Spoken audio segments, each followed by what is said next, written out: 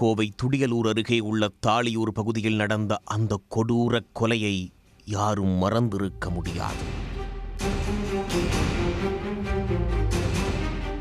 கொல்லப்பட்டவர் 47 வயது மகேஸ்வரி. இவரது கணவர் கவி சரவணகுமார். அதிமுக வடக்கு மாவட்ட அம்மா பேரவை நிர்வாகியான இவர் முன்னாள் மாவட்ட கவுன்சிலராகவும் பன்னிமடை பஞ்சாயத்து தலைவராகவும் இருந்துள்ளார். இந்த தம்பதிக்கு கல்லூரி படிக்கும் வயதில் ஒரு மகனும் பள்ளியில் படிக்கும் மகளும் உள்ளனர்.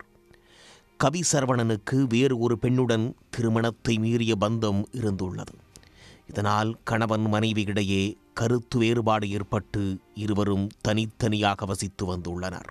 இந்த நிலையில் கடந்த அக்டோபர் 28ஆம் தேதி கவி சரவணன் மனைவி மகேஸ்வரியை அவரது கார் ஓட்டுநர் சுரேஷ் என்பவர் கத்தியால் குத்தி கொலை செய்து விட்டதாக கூறி வடவள்ளி காவல் நிலையத்தில் சரணடைந்தார். இதையடுத்து வடவள்ளி போலீசார் தடாகம் போலீசாருக்கு தகவல் தெரிவித்தனர். அதன் அடிப்படையில் தடாகம் போலீசார் மகேஸ்வரியின் வீட்டிற்கு சென்று பார்த்தபோது அவர் இரத்த வெள்ளத்தில் சடலமாக கிடந்துள்ளார். அவரது உடலை மீட்ட போலீசார் பிரேத பரிசோதனைக்காக கோவை அரசு மருத்துவமனைக்கு அனுப்பி வைத்தனர்.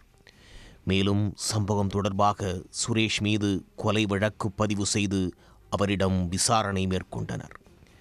சுரேஷ் அளித்த முதற்கட்ட வாக்குமூலத்தில் கடந்த 15 ஆண்டுகளாக கவி சரவணனுக்கு அவர் ஓட்டுநராக பணியாற்றி வருவதாகவும், மகேஸ்வரியை விட்டு கவி சரவணன் பிரிந்த நிலையில் அவ்வப்போது மளிகை சாமான்களை வாங்கி கொடுத்து வந்ததும் தெரிய வந்தது.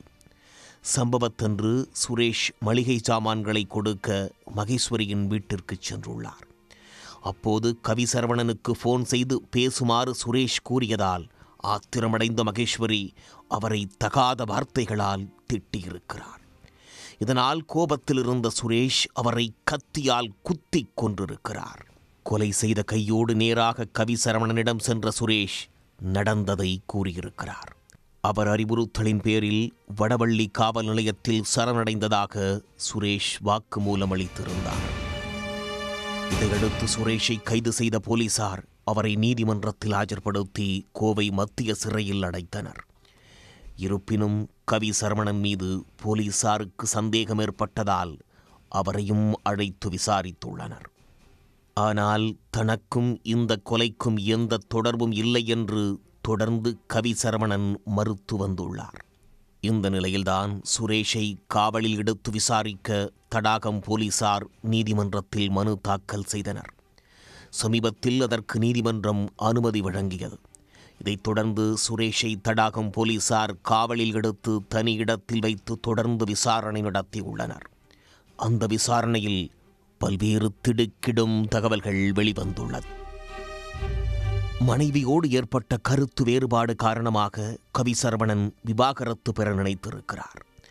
ஆனால் மகேஸ்வரி விவாகரத்து கொடுக்க மறுத்துவிட்டார். இதனால் நாளுக்கு நாள் அவர் மீது கவி சரவணனுக்கு கொலைவெறி அதிகரித்திருக்கிறது. அதோடு மனைவியை தீர்த்து கட்ட முடிவெடுத்திருக்கிறார். இதற்காக அவர் சுரேஷை அணுகியிருக்கிறார்.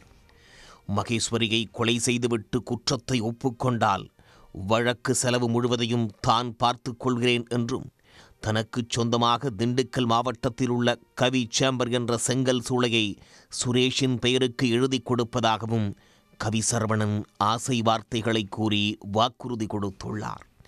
இதற்கு சுரேஷும் ஒத்துக்கொண்டு மகேஸ்வரியை கொலை செய்திருக்கிறார்.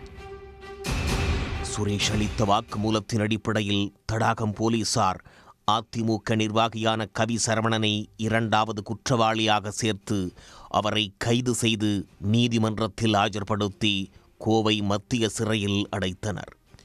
விவாகரத்து தராத மனைவியை தன்னுடைய ஓட்டுநர் மூலமாக கொலை செய்ததோடு அதனை மறைத்து நாடகமாடிய அதிமுக நிர்வாகியை போலீசார் கைது செய்து சிறையில் அடைத்த சம்பவம் கோவையில் பெரும் பரபரப்பை ஏற்படுத்தியுள்ளது.